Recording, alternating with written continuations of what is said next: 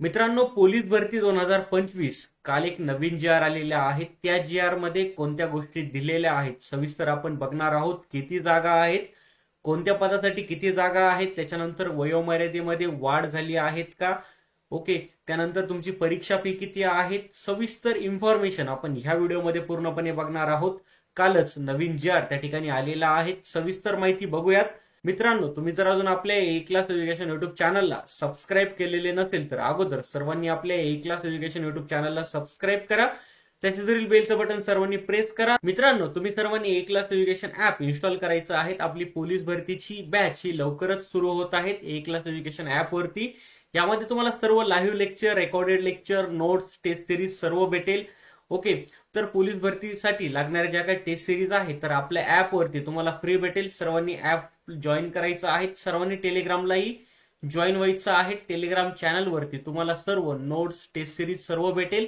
तुमची जी काही थिअरीची तयारी आहे आपल्या ए क्लास एज्युकेशन ऍप आणि टेलिग्राम चॅनल वरती त्या ठिकाणी होणार आहे. तुम्हाला जर बॅचला ऍडमिशन घ्यायचं असेल तर ह्या नंबरला कॉन्टॅक्ट करा. 8669391631 ह्या नंबरला तुम्ही कॉन्टॅक्ट करून बॅचला ऍडमिशन घेऊ शकतात. तसेच एसटी महामंडळाची जी काय बॅच आहे, त्याच्यानंतर तलाठी भरतीची बॅच, ग्रामसेवक भरतीची बॅच, सर्व ज्या काही बॅचेस आहेत आपल्या ऍपवर तुम्हाला अत्यंत कमी फीज मध्ये भेटणार आहेत. पोलीस भरतीची स्पेशल बॅच आपल्या ऍपवरती सुरू होत आहेत. सर्वांनी ऍपला जॉईन व्हायचं आहे. लिंक व्हिडिओच्या डिस्क्रिप्शन बॉक्स मध्ये दिलेली आहे. मित्रांनो, तुम्ही जी आर बघू शकतात. 20 ऑगस्ट 2025 महाराष्ट्र पोलीस दलातील पोलीस शिपाई व कारागृह विभागातील कारागृह शिपाई संवर्गातील रिक्त पदे भरण्यासाठी राबविण्यात येणाऱ्या भरती प्रक्रियेस मान्यता देण्याबाबत. आता भरती प्रक्रियेस मान्यता त्या ठिकाणी दिलेली आहे. तोच हा जी आर आहे. महाराष्ट्र शासन गृह विभाग 20 ऑगस्टचा हा जी आर आहे. तुम्ही बघू शकतात. ओके, आता प्रस्तावना काय होती. महाराष्ट्र राज्य पोलीस दलातील पोलीस शिपाई तसेच कारागृह विभागातील कारागृह शिपाई संवर्गातील 1/1/2024 ते 31/12/2024 या कालावधीतील रिक्त झालेली दिनांक 1/1/25 ते 31/12/25 या कालावधीत रिक्त होणारी पदे भरण्याकरिता राबवायच्या भरती प्रक्रियेस मान्यता देण्याबाबत प्रस्ताव हा 12/8/2025 रोजी मंत्रिमंडळाच्या बैठकीमध्ये सादर करण्यात आला होता. ओके, सादर करण्यात आला. त्यास मंत्रिमंडळाने मान्यता दिली. आता प्रस्तावना काय होती. 1/1/24 बघा, 1/1/24 ते 31/12/24 या कालावधीत रिक्त झालेली पदे आणि 1/1/25 म्हणजे 1 जानेवारी 25 ते 31 डिसेंबर 25 या कालावधीत जी काही रिक्त होणारी पदे आहेत ती भरण्याबाबत, त्या भरती प्रक्रियेस मान्यता देण्याबाबत 12 ऑगस्ट 2025 ला मंत्रिमंडळाच्या बैठकीमध्ये जो काही प्रस्ताव आहे तर तो सादर करण्यात आलेला होता आणि त्याच मंत्रिमंडळाने मान्यता दिली होती. ओके, आता मान्यता देण्याबाबत प्रस्ताव 12/8/2025 रोजी झालेल्या मंत्रिमंडळाच्या बैठकीमध्ये सादर करण्यात आला आणि त्याच मंत्रिमंडळाने मान्यता दिलेली होती. आता शासन निर्णय काय आलेला आहे. महाराष्ट्र राज्य पोलीस दलातील शिपाई तसेच कारागृह विभागातील कारागृह शिपाई संवर्गातील 1/1/24 ते 31/12/24 या कालावधीत रिक्त झालेली व 1/1/25 ते 31/12/25 म्हणजे 1 जानेवारी 25 ते 31/12/25 या कालावधीत रिक्त होणारी जवळजवळ बघा 15,361 पदे भरतीकरिता उपलब्ध होणार आहेत. पोलीस शिपाईच्या किती जागा रिक्त होणार आहेत. 12,399. त्याच्यानंतर पोलीस शिपाई चालक 234. त्याच्यानंतर बँड्समन 25 जागा. त्याच्यानंतर कारागृह शिपाई 580. टोटल 15,661 पदांची भरती त्या ठिकाणी होणार आहेत. सर्व 15,361 जागा त्या ठिकाणी रिक्त आहेत.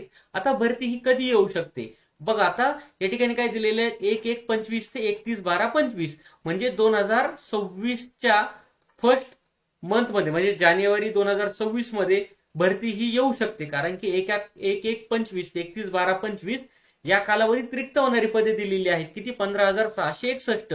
परंतु त्याच्या अगोदरही भरती त्या ठिकाणी होऊ शकते. आता ऑगस्ट महिना आहे. सप्टेंबर, ऑक्टोबर, नोव्हेंबर, डिसेंबर 4 महिने बाकी आहेत. 4 महिन्यानंतर भरती 100% होणारच आहेत.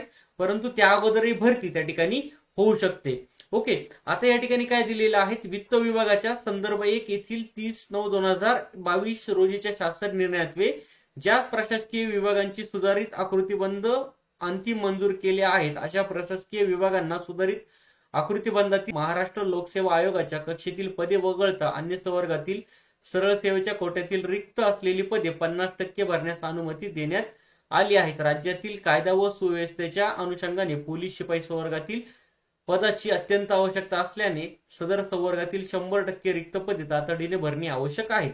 ओके, राज्यातील कायदा व सुव्यवस्था अनुषंगाने पोलीस शिपाई संवर्गातील पदे ही भरणं अत्यंत गरजेचं आहे.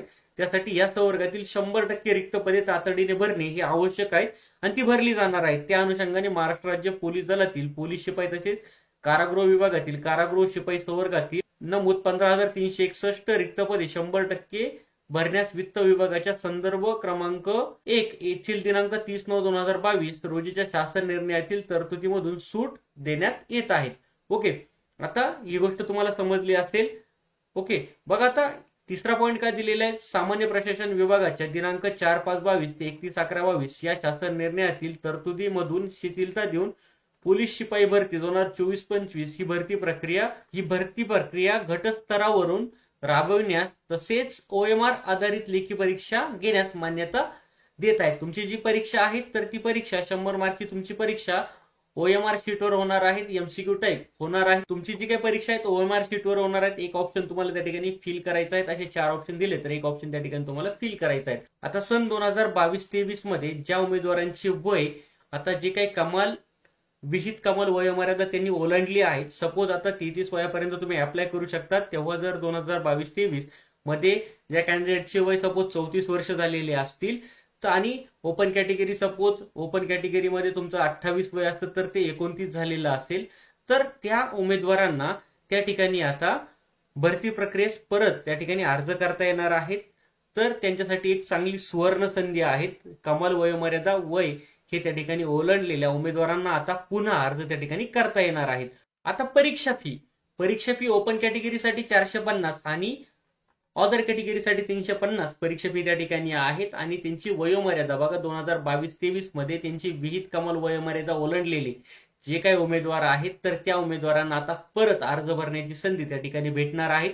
आता ते उमेदवार कोणते असू शकतात, त्यानंतर तुमची जन्मतारीख किती असेल तर तुम्ही त्या ठिकाणी अप्लाय करू शकतात, किती नाहीत तर त्या गोष्टींची माहिती आपण नेक्स्ट व्हिडिओमध्ये बघूया. तुमचं वय जर सपोज 1989 कोणाची जन्मतारीख असेल, 90 असेल, 91, 92, 93 असेल तर ते विद्यार्थी अप्लाय करू शकतात का, 87, 88 असेल तर ते विद्यार्थी त्या ठिकाणी अप्लाय करू शकतात का, या सर्व गोष्टींची माहिती आपण पुढच्या व्हिडिओमध्ये बघूयात. तुम्हाला जर व्हिडिओ आवडला असेल व्हिडिओला नक्की लाईक करा, जास्तीत जास्त व्हिडिओ शेअर करा. आपण भेटूयात नवीन व्हिडिओमध्ये. थँक्यू.